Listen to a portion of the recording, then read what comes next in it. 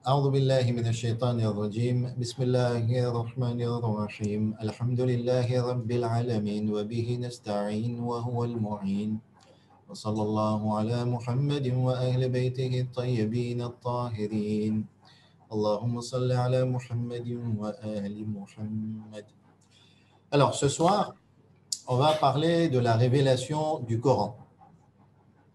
Alors je ne sais pas s'il y a Missam pour m'accompagner lors de Salam cette alaikum, je discussion. suis là. Alaykoum salam wa rahmatullah. Très bien, tu es là, donc tu vas m'accompagner pour les interventions, les questions et la discussion.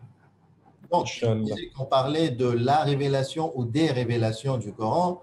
Effectivement, lorsqu'on met le S, ça change ou ça peut changer beaucoup de choses. Et on va commencer pour être fidèle à notre étude du Nahj al-Balagha, même si en soi on avait dit qu'on ne poursuivait plus l'étude du Nahj al-Balagha, mais on va rappeler une notion qui concerne le Coran, puisque ce soir nous célébrons, nous commémorons la nuit du destin, la 23e nuit du mois béni de Ramadan, et qui est clairement, sans équivoque, associée à la révélation du Coran. Et donc, on va tout d'abord s'appuyer sur le sermon 198. Tu vas m'aider pour lire un petit peu. Et ensuite, on va enchaîner. Alors, Missam, il nous a quittés. Ah, il faut le mettre en co-animateur pour qu'il puisse... Ok, très bien.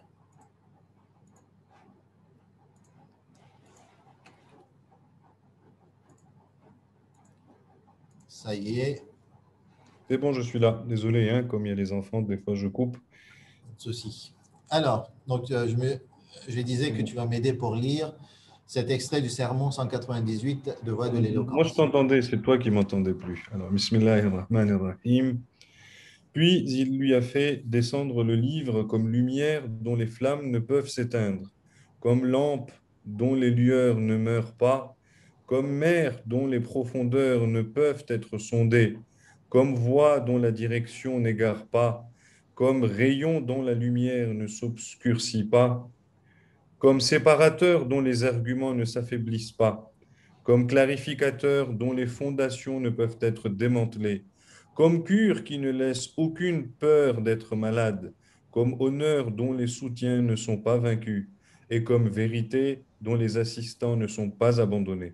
Donc, nous remarquons que dans cet extrait, l'imam Ali alayhi salam nous fait part du statut, de l'importance, de la grandeur du Coran et qu'il l'érige et qu'il confirme que la place du Coran est bien la place du guide.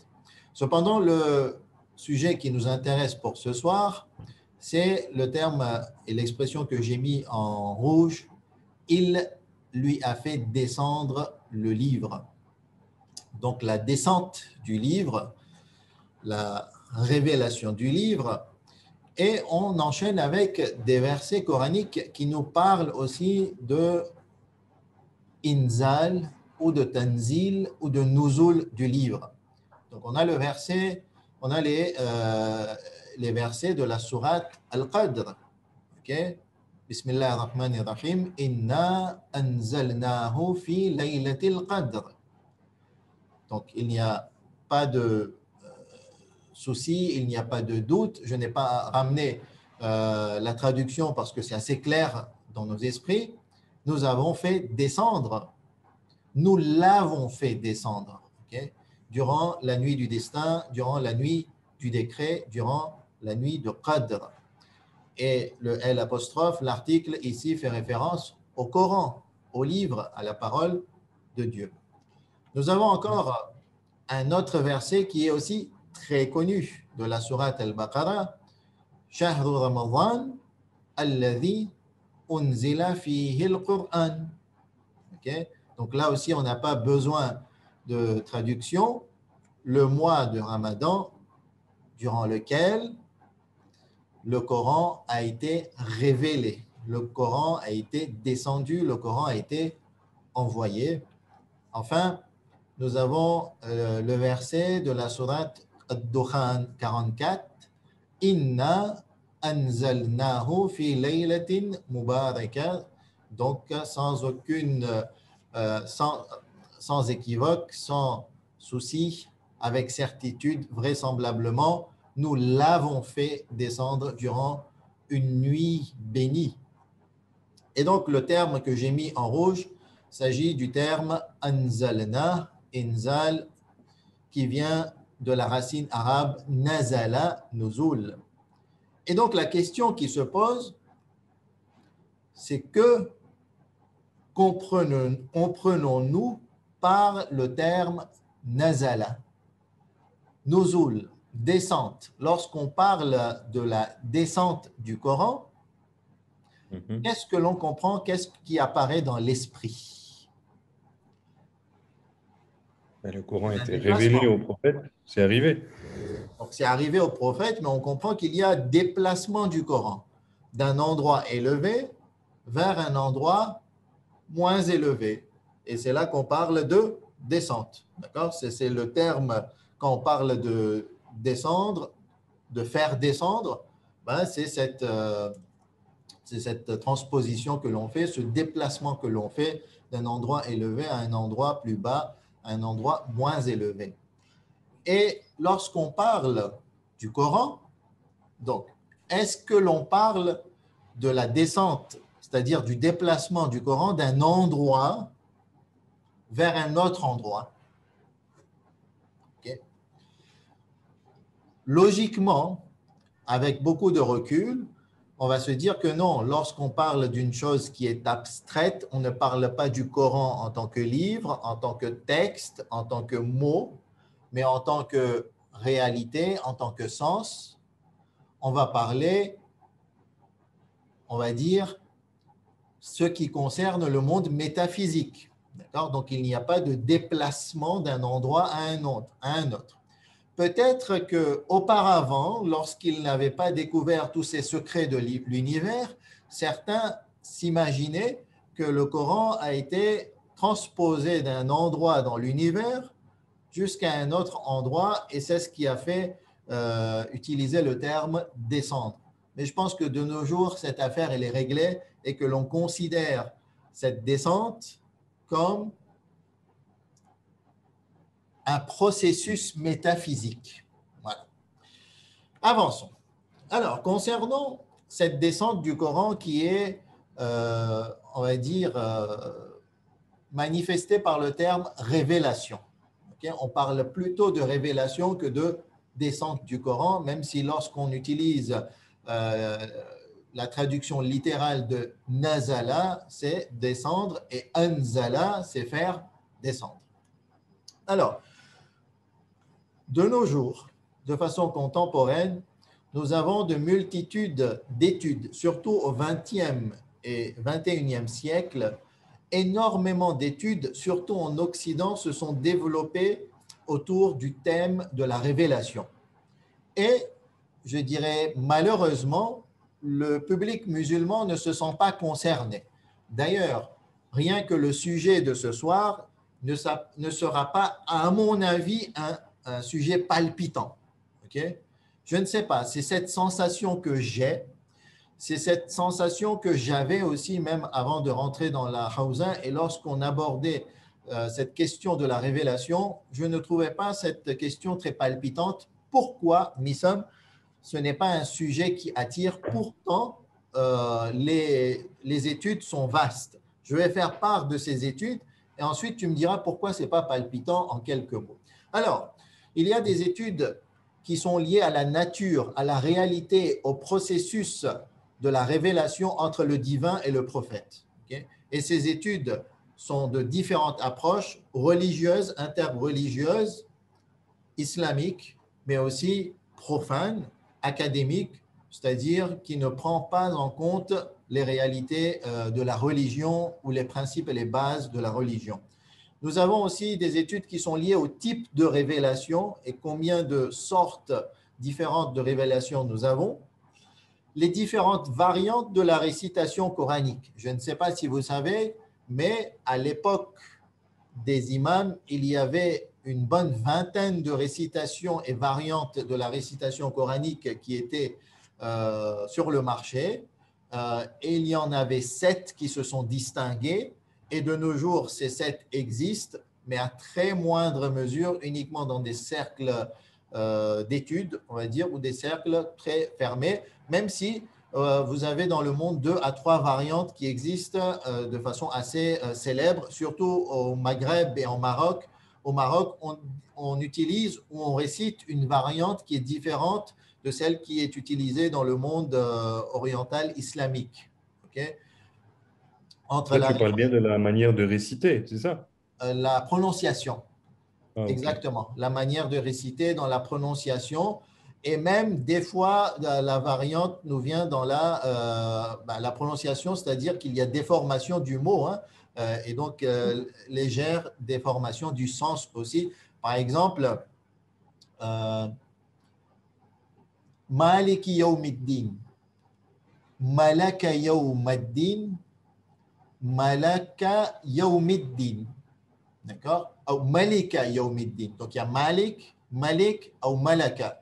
Et donc, il y a une différence dans le sens aussi, mais ça vient surtout des différences au départ dans la prononciation. Et ces variantes sont sujets et sont objets de différentes études.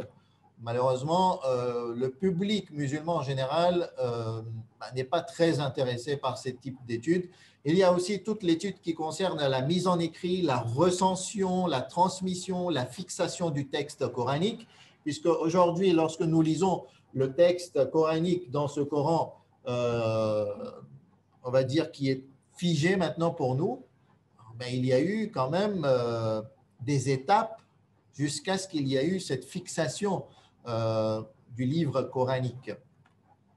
Et enfin, il y a toute la question de la falsification et de l'altération du texte coranique. Et même à l'intérieur de l'école chiite, nous avons des divergences en termes d'altération du texte coranique. J'avais présenté un sujet sur cette altération et les différents avis à l'intérieur de l'école chiite il y a plus de 12 ans à l'île de la Réunion. Mais encore une fois, j'ai eu cette sensation que les sujets de ces études ne sont pas très intéressants pour le public. Y a-t-il une raison, Nissa? Alors, la principale raison, ça peut être le fait que c'est là comme c'est, de toute manière. On sait que, enfin, pour nous, hein, dans notre dogme, ou bien on a la certitude qu'il n'y a pas d'altération, c'est le Coran qui a été révélé au prophète, c'est les paroles d'Allah. Donc, peut-être que c'est parce que c'est de toute manière là. C'est de toute manière là, tel que c'est, et que, C'est acquis, en fait. voilà, C'est une c'est acquis, certitude c'est là. acquise. Il n'y a plus rien qui peut bouger. Donc, c'est Ah, immuable, en fait. exactement. Moi, je pense que c'est la bonne raison hein, sur laquelle euh, bah, Après, on a toujours entendu plein de choses. C'est arrivé pendant plusieurs années, petit à petit. C'est arrivé une fois, Laylatul Qadr, où ça a été terminé. Enfin, voilà, on a entendu plein de choses, mais je pense que ça n'intéresse pas tellement parce que c'est de toute manière là comme c'est. effectivement. Et c'est pour ça que les dernières études, par exemple en France, on sait très bien que l'approche académique en France prétend la neutralité scientifique, prétend utiliser des outils qui sont objectifs, mais il ne faut pas non plus se leurrer et qu'en France, il y a quand même une bonne propagande pour tenter de changer l'islam classique et traditionnel. Et donc, que ce soit d'un point de vue ou d'une approche scientifique, objective, ou de cette propagande qui pousserait à changer l'islam, au moins en France, pour en faire un islam de France et d'acclimater l'islam classique à ce que veulent certains politiques. Donc, il y a certains travaux qui sont très connus depuis une quinzaine d'années qui ont apparu. Tout d'abord, nous avons le Coran des historiens qui a été publié il y a 2 ans, il me semble. Et on va dire, il y a eu une très grande médiatisation derrière ce travail. Je trouve le travail très intéressant, en tout cas pour le chercheur et même pour le commun, pour celui qui souhaite apprendre de ce qui se passe autour de lui. Et nous avons aussi les travaux de François Desroches, qui a fait énormément d'études concernant la recension, la transmission et l'étude des manuscrits des textes coraniques. Alors, moi, je ne vais pas non plus m'attarder sur ces études. Inch'Allah, si on a le temps et si l'intérêt se révèle, à ce moment-là, on se penchera un petit peu plus sur ces études académiques, surtout en France. On va parler de quelques points concernant la révélation du Coran, puisqu'on a dit aujourd'hui, ce soir, c'est l'occasion que nous célébrons. Et au niveau de la réalité de la révélation du texte coranique, nous avons des avis qui sont différents. Et parmi ces avis différents, des avis sont acceptés chez nous au niveau des savants chiites. Donc, tout d'abord, lorsqu'il y a eu cette révélation du Coran, est-ce que cette révélation était une révélation de sens? Okay. Là, quand je suis en train de te parler, Missam, ce qui m'importe, c'est de transposer le sens qui est dans mon esprit vers ton esprit. Et pour cela, je vais utiliser des mots. Je vais utiliser le langage. Et ce langage donc, est fait de mots, de règles, etc. Les mots viennent de moi. Okay? Ce sont mes choix pour que je transpose ce sens ou ces sens qui sont dans mon esprit vers ton esprit et vers l'esprit de l'auditoire. Donc, lorsque je parle de cela, c'est un sens qui est dans mon esprit, d'accord? Donc, ça, c'est une réalité. Je vais acquérir cette réalité dans mon esprit à travers mes yeux, à travers mon toucher, à travers mes 5 sens. Et ça va s'imprimer dans mon esprit. Et c'est là que je vais te parler d'un stylo rouge de marque Claro dans ma main gauche, okay, pour te transmettre ce sens. Okay? Donc, si je ne t'avais pas montré ce stylo et que je te parlais ou que je te parle d'un stylo rouge de marque Claro dans ma main gauche, c'est ce que tu vas imaginer dans ton esprit. Donc, revenons à cette question de révélation.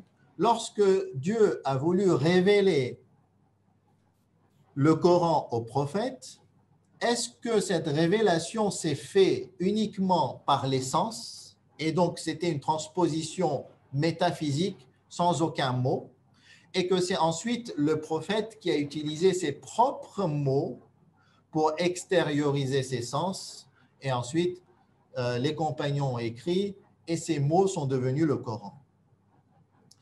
Donc, au niveau de cette question, il peut y avoir divergence et ce qui est admis chez les musulmans, c'est que la révélation s'est faite par les mots, c'est-à-dire le choix des mots et des lettres et de la succession des mots et des lettres et des phrases et donc des versets viennent de Dieu. Donc, au-delà du sens, Dieu a aussi transposé, transmis les mots et les versets lettre par lettre. Et c'est ce qui est admis. Sauf que nous avons un avis minoritaire qui nous parle de révélation des sens et les mots nous viennent du prophète. Ce qui peut poser des problèmes. Okay? Si nous allons vers cette hypothèse, à ce moment-là, le Coran qui est entre nos mains, finalement, ce ne sont que des mots prophétiques, mais pas divins. Okay? Donc, ils ne sont pas finalement accrédités par le sceau divin. Et donc ça peut changer les choses parce que lorsqu'on lira le Coran, on ne s'attachera plus à la lettre, mais on cherchera le sens de chaque mot, chaque verset et chaque sourate. Nous vient ensuite une autre idée, une autre opinion qui a été défendue et qui est toujours défendue par l'école des Hurafa, des gnostiques, dont l'imam Khomeini, Allama Tabatabai, qui découlent, eux, de l'école de Mullah Sadra. Il y a certains soufis aussi, comme Ibn Arabi, le maître des soufis, qui va vers cette théorie, vers cette compréhension de la révélation du Coran.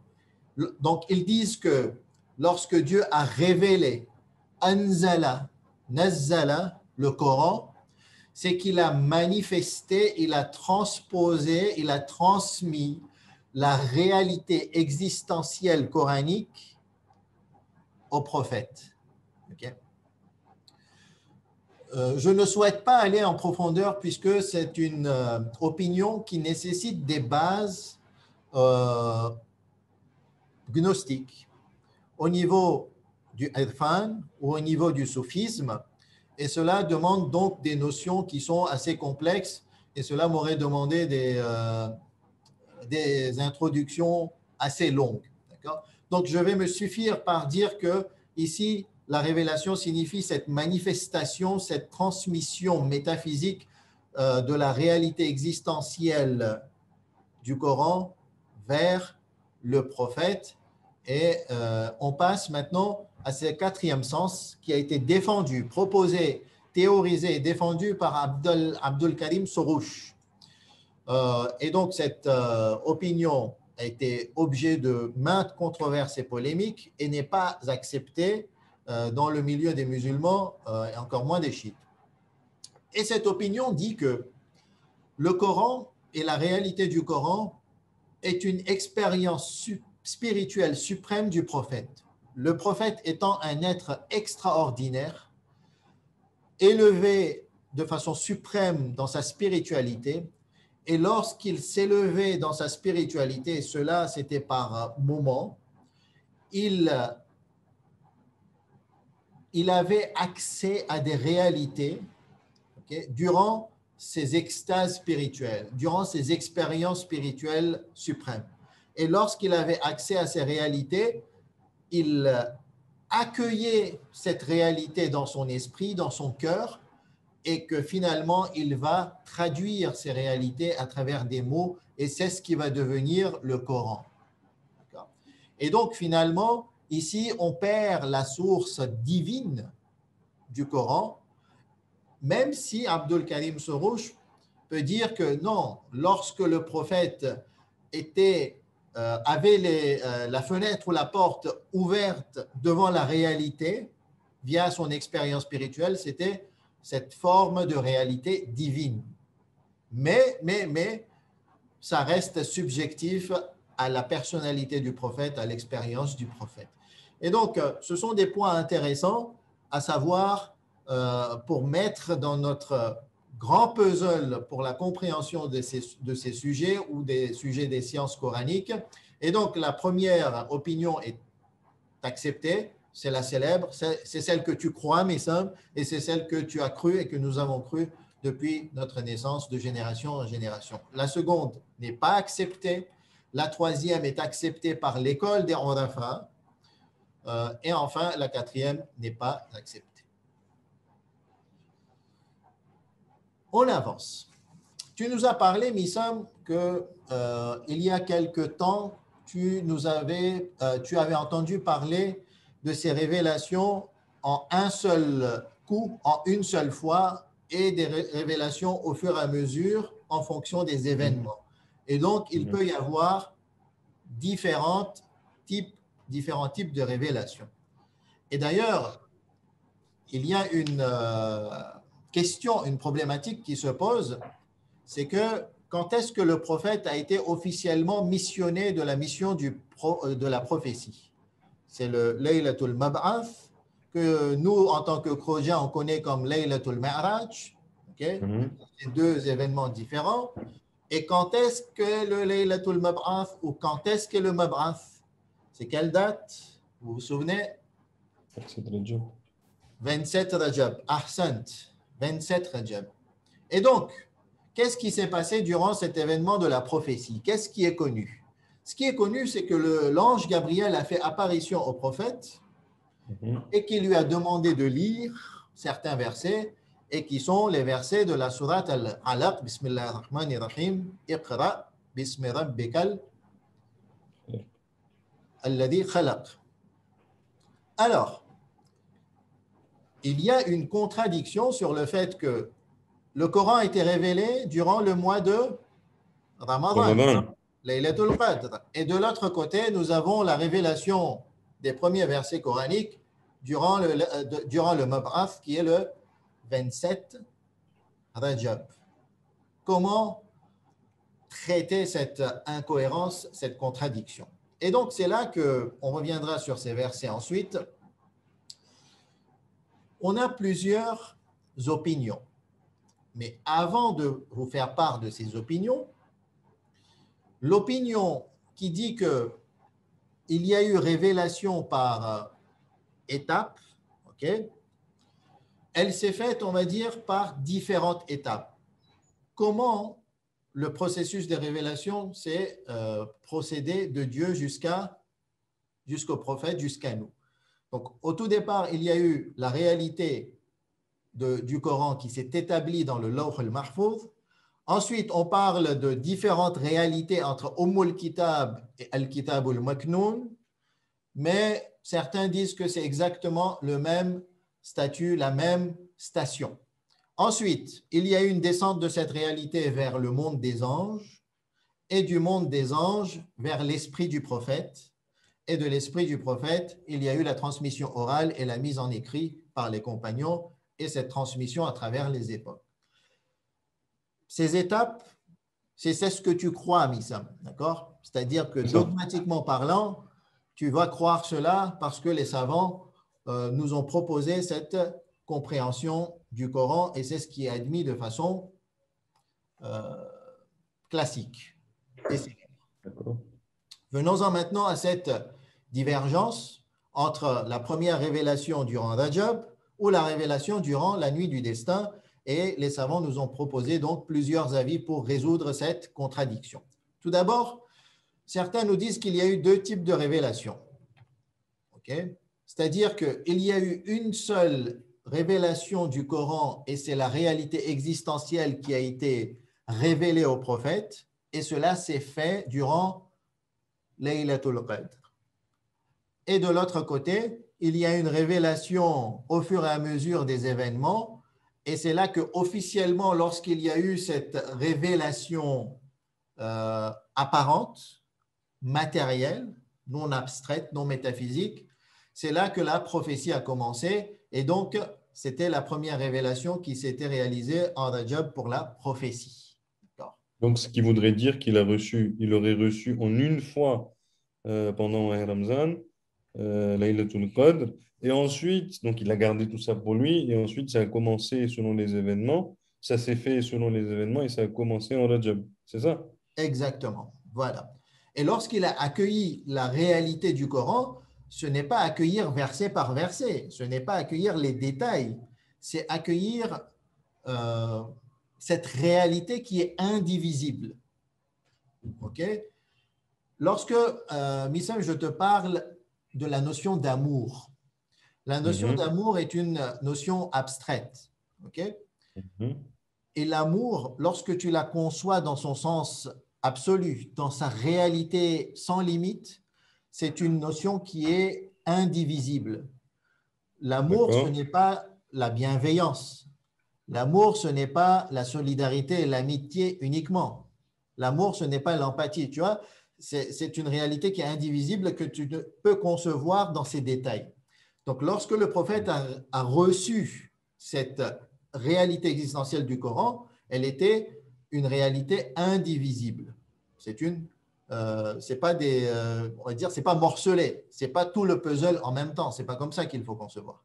En revanche, lorsque, en apparence, dans le monde matérialiste et les événements qu'il a affrontés venaient les uns après les autres, ben, il y avait des révélations apparentes qui manifestaient dans le monde apparent cette réalité existentielle qui existait en lui de façon indivisible.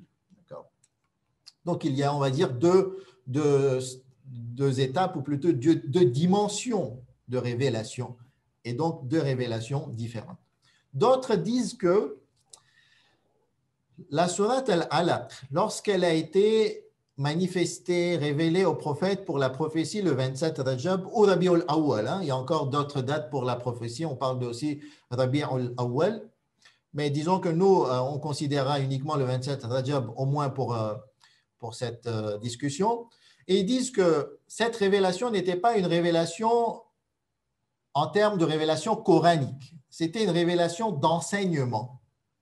D'accord? C'était une révélation d'officialisation de la prophétie. Et ensuite, la première révélation a eu lieu durant le mois de Ramadan. Donc, le Coran, en tant que Coran, a été révélé durant le mois béni de Ramadan, durant Laylatul Qadr. Okay? Donc, ils font une différence entre les premiers versets de la Sourate Al-Alaq en tant que officialisation de la prophétie et en tant que partie intégrante du Coran. Donc, c'est comme ça qu'il propose la résolution de la contradiction. Enfin, d'autres, ils proposent que Gabriel, lorsqu'il est apparu au prophète pour lui annoncer la prophétie, à aucun moment il lui a révélé de versets coraniques. Par exemple, le cheikh Mohamed Hadi al-Yousufi al-Gharawi, je pense que tu dois connaître ce nom, Missam, c'est le chercheur de Maqtal Abu Mikhnaf. Abu Mikhnaf. Dans son encyclopédie de 8 volumes de l'histoire islamique, il fait part d'une opinion qui est intéressante et qui dit que Gabriel, l'ange, a appris la prière et l'enseignement de la prière au prophète et a ainsi officialisé la mission prophétique. Donc, il n'y a pas eu de révélation coranique. Enfin, la révélation coranique a eu lieu durant le mois béni de Ramadan et durant la nuit de décret. Donc là, il n'y a C'est plus de... Gabriel qui aurait appris la prière au prophète. Voilà, qui a transmis l'enseignement de la prière au prophète. Et moi, ça me fait une dissonance cognitive. Vas-y, laquelle?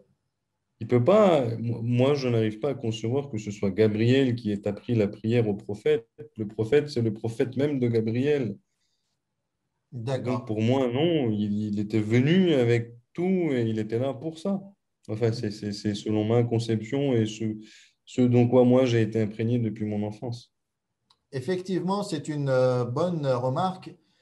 Et il y a une résolution de cette dissonance cognitive dans les enseignements du Irfan. OK? Mhm. Et d'ailleurs, lorsque tout à l'heure je vous ai fait part en allusion de cette révélation de la réalité existentielle du Coran vers le prophète, et que je n'ai pas voulu rentrer dans les détails, on va dire que c'est dans ces détails que se résout cette dissonance cognitive et cette contradiction que tu peux ressentir. Mais bon, permets-moi de passer au-delà de cette étape, elle est quand même complexe. Enfin, l'autre avis qui dit qu'il n'y a pas contradiction, c'est simple, la prophétie et la première révélation, les deux ont eu lieu durant le mois béni de Ramadan et durant la nuit de Qadr, et donc il n'y a plus deux dates différentes. Venons-en J'ai une maintenant à question. cette... Oui. Entre ces deux avis, quel est l'avis majoritaire pour les érudits, les ulamas? On va dire que l'avis majoritaire que moi j'ai ressenti actuellement, ok, de façon Mhm. contemporaine, c'est celle-là. La D'accord. première, il y a deux types de révélations.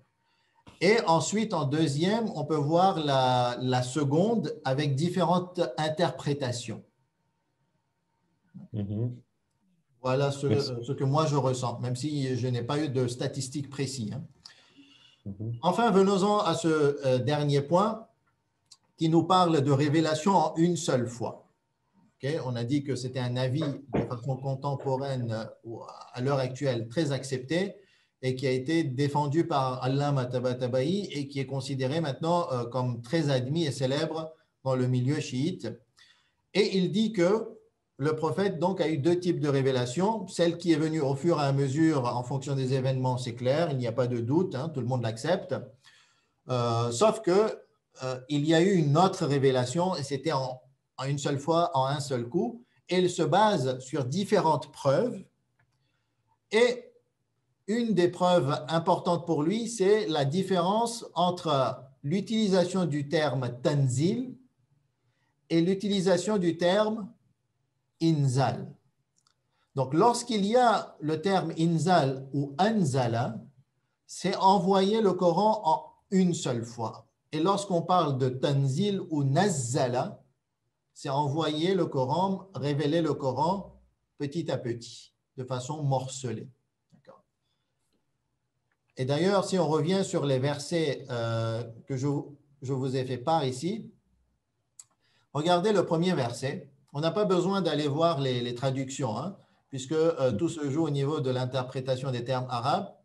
Allama Tabatabai dit qu'à chaque fois que Dieu utilise le terme Anzalallah, cela veut dire qu'il parle de révélation une seule fois. Revenons au tout premier verset que j'avais lu. Et on parle de révélation durant la nuit de Qadr. Il utilise le terme Anzalna, Inzal. Inna anzalnahu fi laylatil Qadr. Ou bien Shahr Ramadan alladhi unzila, Inzal. Inna anzalnahu fi laylatin mubaraka. Et donc, à chaque fois que Dieu il nous parle de révélation durant la nuit du destin, il utilise le terme Inzal, Anzala. Et en arabe, selon lui, ça veut dire envoyer en un seul coup, faire descendre en un seul coup, révéler en un seul coup. Alors que lorsqu'on étudie et qu'on voit les versets où Dieu veut nous parler de révélation morcelée, étape par étape, il utilise le terme tanzil, tanzilum min rabbil alamin. Et donc, la divergence est forte. Il ne faut pas croire que c'est une réalité avérée, absolue et admise chez les chiites. Il y a même grande divergence entre les savants chiites entre cette question de révélation une seule fois ou pas. Par exemple, Allama Muhammad Hadi Ma'arifat, qui est un des grands savants des sciences coraniques, ou d'autres savants nous disent qu'il n'y a pas de différence en arabe entre tanzil et inzal et que Allama Tabatabai sur cette preuve, Allama Tabatabai a d'autres preuves aussi, mais sur cette preuve, il n'a pas été juste. Et d'ailleurs, ceux qui défendent la seconde opinion disent que, regardez, dans le même verset, Dieu utilise le terme nazzala et anzala et il signifie le même sens. وَيَقُولُ الَّذِينَ آمَنُوا لَوْلَا نُزِّلَتْ سُورَةٌ. Donc, on parle de tanzil suratun. فَإِذَا أُنزِلَتْ سُورَةٌ. Vous voyez, le sujet c'est bien surah et il utilise le terme tanzil et inzal. Et donc, c'est un témoignage ici, c'est un élément qui est récupéré par ceux qui défendent le second avis pour dire que Allama Tabatabai n'a pas été juste dans cette différenciation entre tanzil et inzal.